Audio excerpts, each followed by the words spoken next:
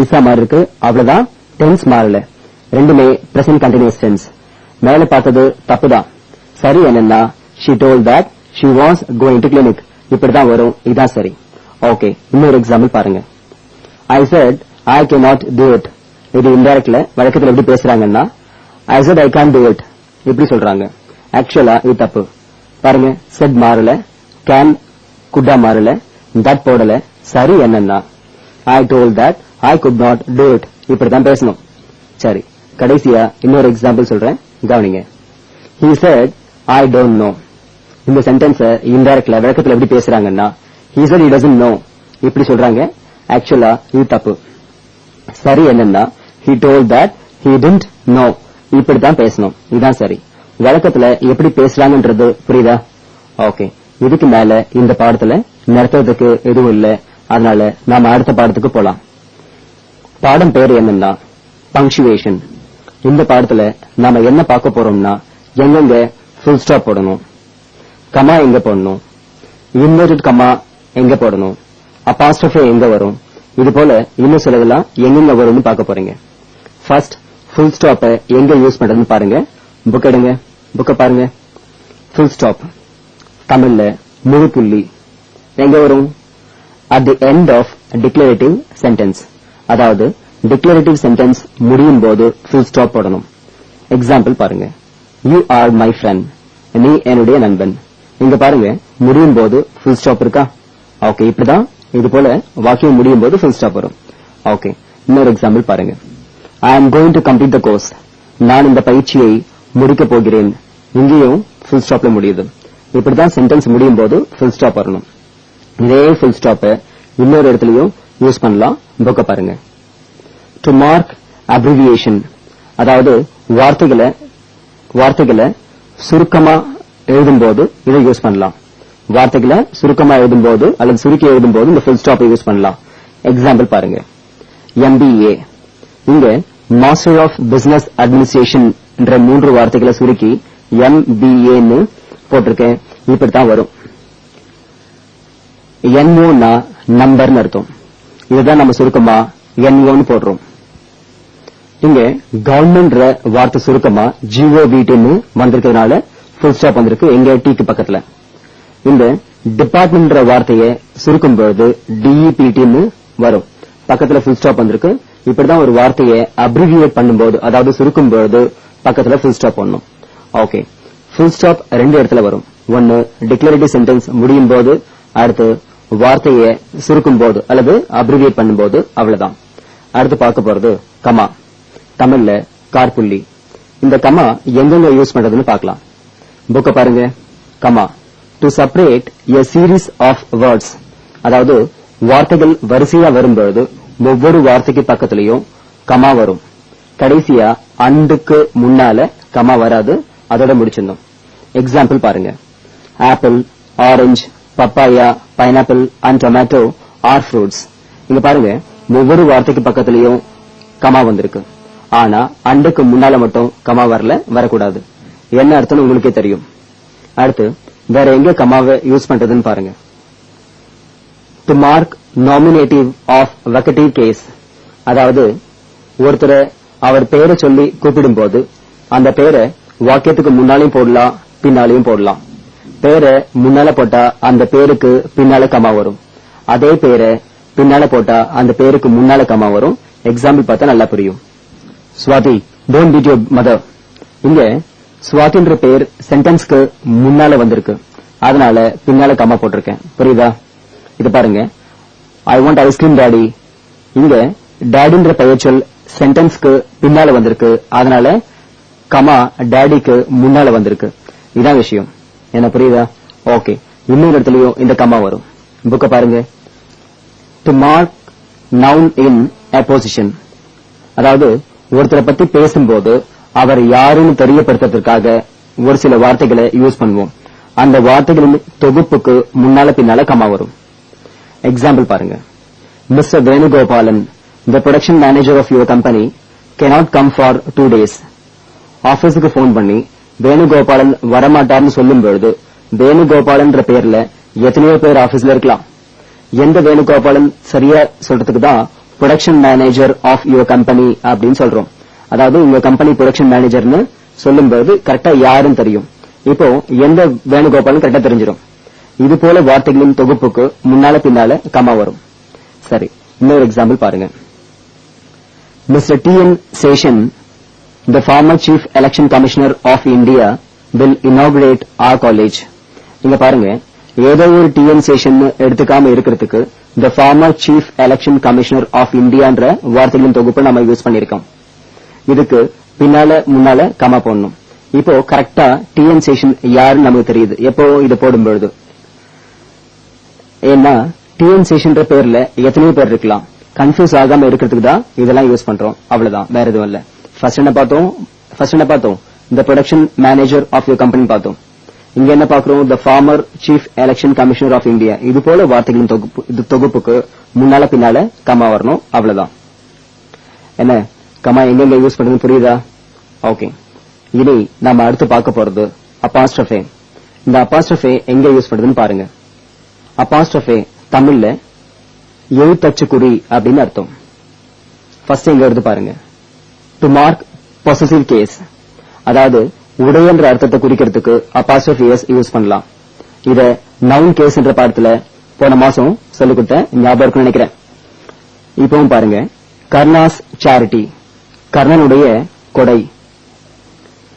இங்க apostrophe S எதை குறிக்குதுன்னா உடையன்ற மீனிங்க குறிக்குது. இதை கவனிங்க. It is not my dog's, இது என்னுடைய நாயுடையது அல்ல. இங்கேயும் அப்பாஸ்ட்ரோஃபி எஸ் எதை குறிக்குதுன்னா உடையன்ற அர்த்தத்தை குறிக்குது. ஓகே. இதே அப்பாஸ்ட்ரோஃபி யூஸ் ஆகிற இன்னொரு இடத்தையும் பாருங்க.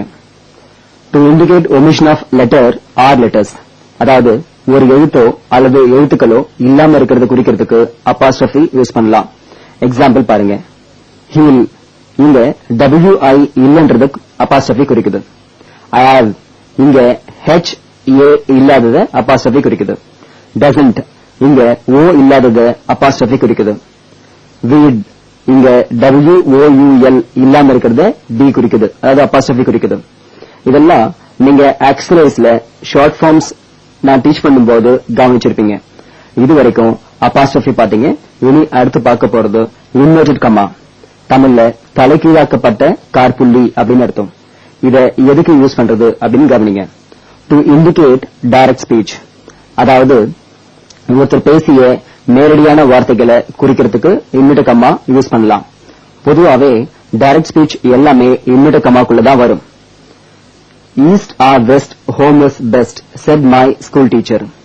என் பள்ளிக்கூட ஆசிரியர் எலி வலை ஆனாலும் தனி வலை வேண்டும் என்று கூறினார். இங்க east or west, home is best என்ற வாக்கியம் என்னுடைய ஸ்கூல் டீச்சர் சொன்ன நேரடியான வார்த்தைகள். அதனால இன்வெர்டட் கமாக்குள்ள போட்டிருக்கேன். இவ்வளவுதான் விஷயம். இன்னொன்னு பாருங்க.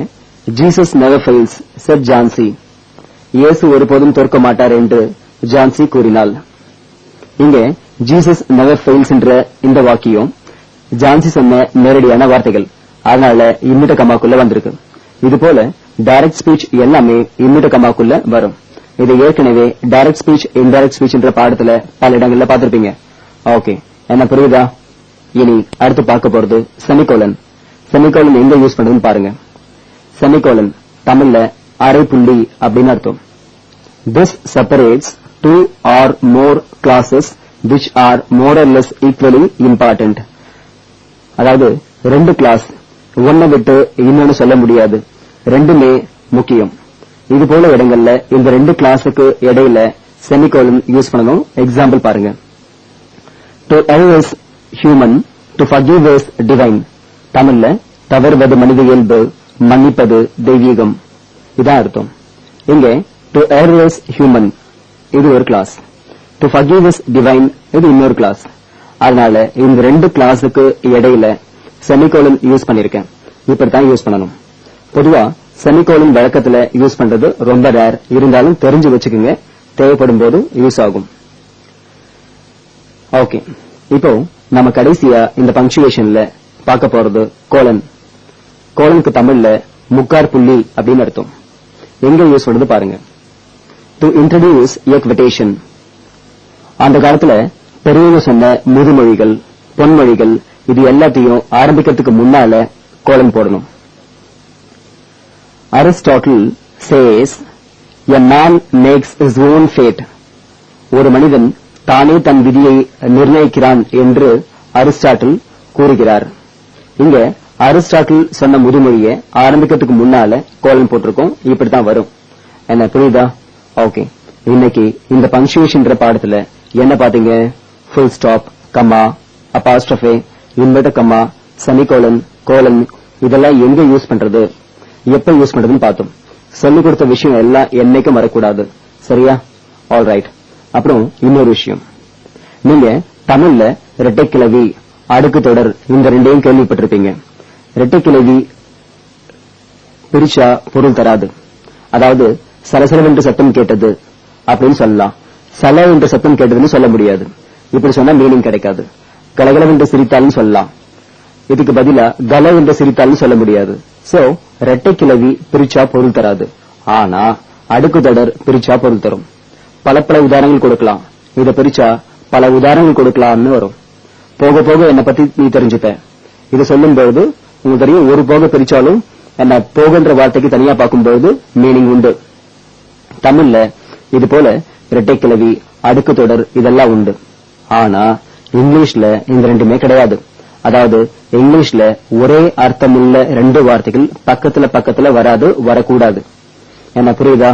ஓகே. இன்னொரு விஷயம், காக்கா பிடிக்கிறான்னா இத he is catching crow ன்னு சொல்ல முடியாது. ஐஸ் வைக்கிறான்னா he is putting ice ன்னு சொல்ல முடியாது. மூக்குக்கு மேல கோவம் வருதுன்னா anger is coming on his nose அப்படின்னு சொல்ல முடியாது. தமிழ்ல மட்டுமே இதெல்லாம் முடியும். பட் இங்கிலீஷ்ல இதெல்லாம் முடியாது. அப்போ இது போல விஷயங்களை எப்படி கன்வே பண்றதுன்னா, இது போல வாக்கியத்துடைய உள் அர்த்தத்தை புரிஞ்சுக்கிட்டு அந்த அர்த்தத்தை மாத்தாம இங்கிலீஷ்ல கன்வே பண்ணணும். அவ்வளவுதான். என்ன புரியுதா? ஓகே. இன்னொரு விஷயம், தமிழ்ல எப்படி கொச்சை தமிழ் உண்டோ அதே போல இங்கிலீஷ்லயும் ஸ்லாங் இங்கிலீஷ் உண்டு. எப்படி நாம கொச்சை தமிழ் வார்த்தைகளை யூஸ் பண்ண மாட்டோமோ அதே போல ஸ்லாங் இங்கிலீஷ் வேர்ட்ஸையும் யூஸ் பண்ண மாட்டோம். பேசும்போதும் அவ்வளவா யூஸ் பண்ண மாட்டோம். எப்பாவது ஒரு சில முறை தான் யூஸ் பண்ணணும். தெரிஞ்சுக்குங்க. தமிழ்ல உள்ள சில கொச்சை வார்த்தைகளை கவனிங்க. குந்துனா உட்கார்னு அர்த்தம், கொட்டிக்கோன்னா சாப்பிடுன்னு அர்த்தம், ஊத்திக்கோன்னா குடின்னு அர்த்தம், கிழ மண்டையை போட்டுடுச்சுன்னா பெரியவர் இறந்துட்டாருன்னு அர்த்தம், பட் பஜாராக்கிதுன்னா ரொம்ப கஷ்டமா இருக்குன்னு அர்த்தம். தம்மா தூண்டு, திம்மா தூண்டு, தத்துனு உண்டு இது எல்லாமே சிறிதளவுன்ற அர்த்தத்தை குறிக்கும். தமிழ்ல இது போல ஸ்லாங் வேர்ட்ஸ் உண்டு. பட் நாம பேச மாட்டோம். அதே போல இங்கிலீஷ்லயும் உண்டு. பேசுறதுக்கு அதிகமா யூஸ் பண்ணாதீங்க. ஷிட் அல்லது புல்ஷிட் அப்படின்னு சில பேர் அடிக்கடி சொல்றதை கேள்விப்பட்டிருப்பீங்க. என்ன அர்த்தம்னா நான்சென்ஸ் அர்த்தம். மேம் காலேஜ்ல ஸ்டூடெண்ட்ஸ் மேடம் கூப்பிடுவாங்க. ஆக்சுவலா ma'am slang, MAM spelling, ma'am slang. Madam தான் சரியான ஆங்கில வார்த்தை. கிட்னா சைல்டுன்னு அர்த்தம், கிட் ஸ்லாங். காப்னா கான்ஸ்டபிள் அர்த்தம், காப் ஸ்லாங். பங்க் த கிளாஸ்னா லீவ் த கிளாஸ் அர்த்தம். காலேஜ் ஸ்டூடெண்ட்ஸ் கிளாஸ கட்டடிக்கிறதுக்கு இந்த வார்த்தையை யூஸ் பண்ணுவாங்க. பங்க் த கிளாஸ் அப்படின்னா காலேஜ கட்டடி அப்படின்னு அர்த்தம். பங்க் என்ன இங்க ஸ்லாங். ஐ வாண்ட் $100 சில பேர் சொல்லி கேள்விப்பட்டிருப்பீங்க. என்ன அர்த்தம்?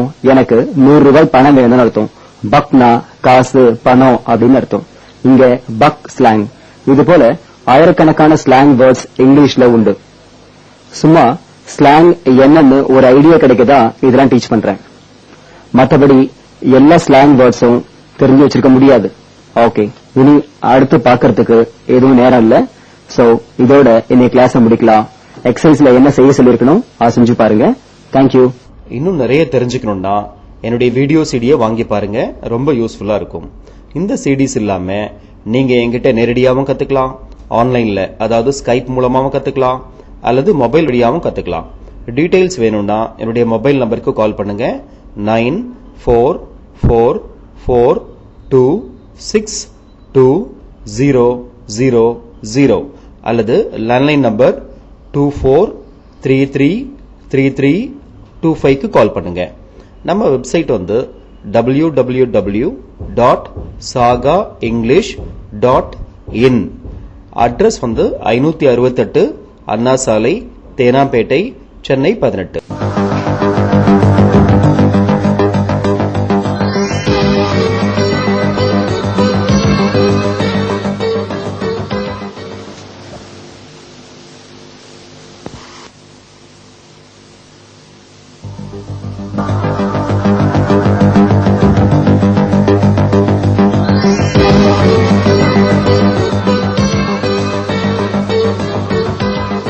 சாகா வழங்கும் ஸ்போக்கன் இங்கிலீஷ் கோர்ஸ்.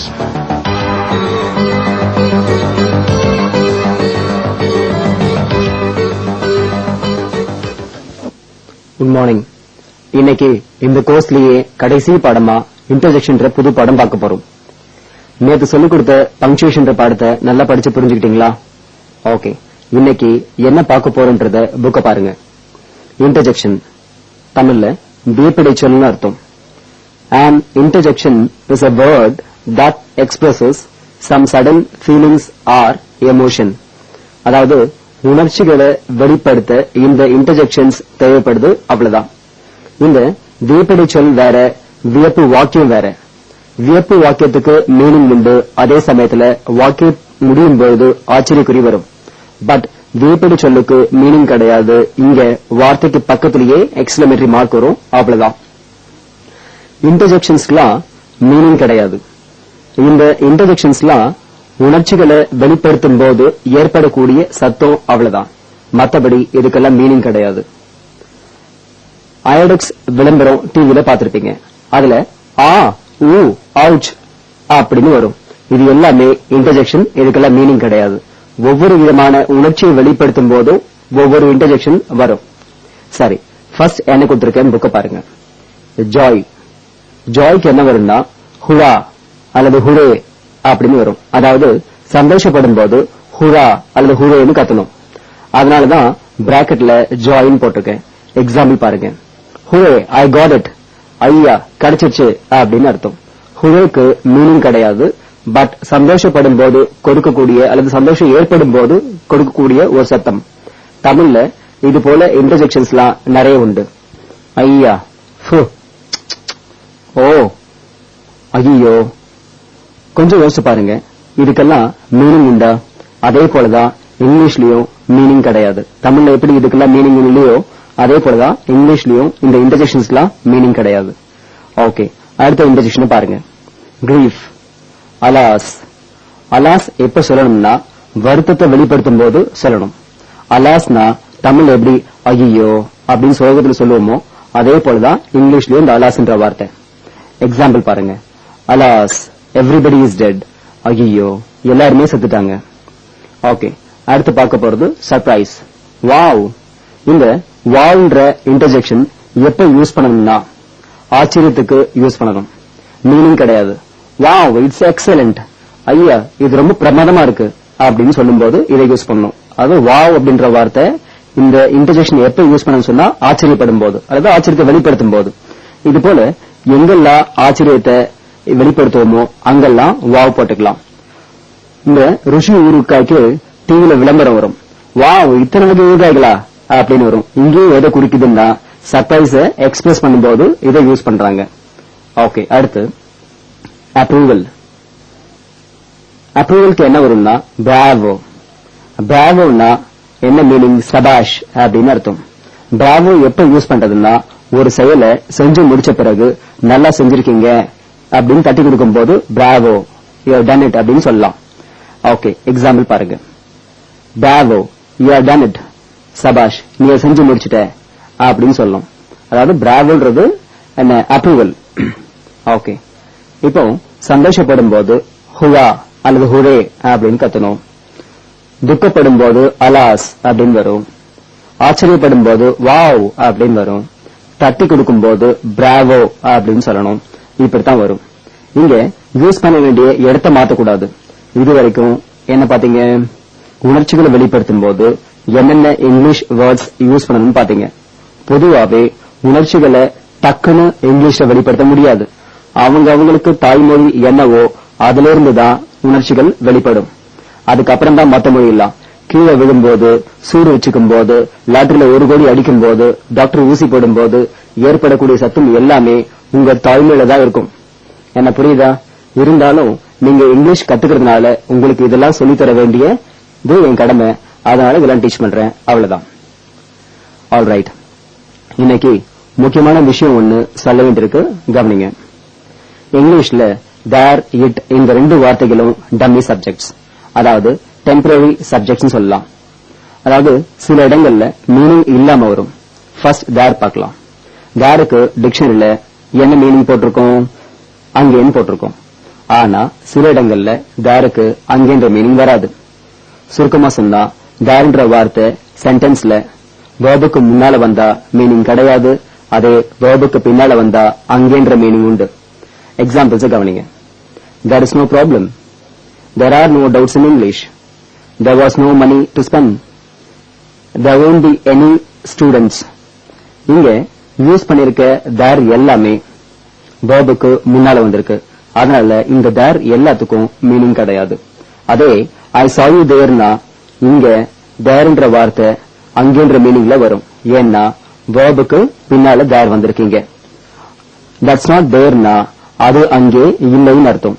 இங்க தேருக்கு மீனிங் உண்டு. ஏன்னா வேர்புக்கு பின்னால வந்திருக்கு. இது போல வேர்புக்கு முன்னால வர தேருக்கு மீனிங் கிடையாது. பின்னால வர தேருக்கு மீனிங் உண்டு. என்ன புரியுதா? ஓகே. அடுத்து இட் பத்தி பார்க்கலாம். இட்டுக்கு பல இடங்கள்ல இது அதுன்ற மீனிங் உண்டு. ஒரு சில இடங்கள்ல தான் இட் மீனிங் இல்லாம வரும். அது எங்கன்னு சொல்றேன் கவனிங்க. It's 4:30. 4 ஆகுது. It's very hot today. இன்னைக்கு வெயில் அதிகமா இருக்கு. It's getting late. லேட் ஆகுது. It's getting cold. It's getting dark. இது எல்லாமே இது போல இடங்கள்ல இட் மீனிங் இல்லாம வரும்.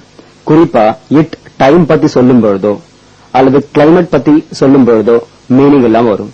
மற்ற இடங்கள்ல மீனிங்கோட வரும். என்ன புரியுதா?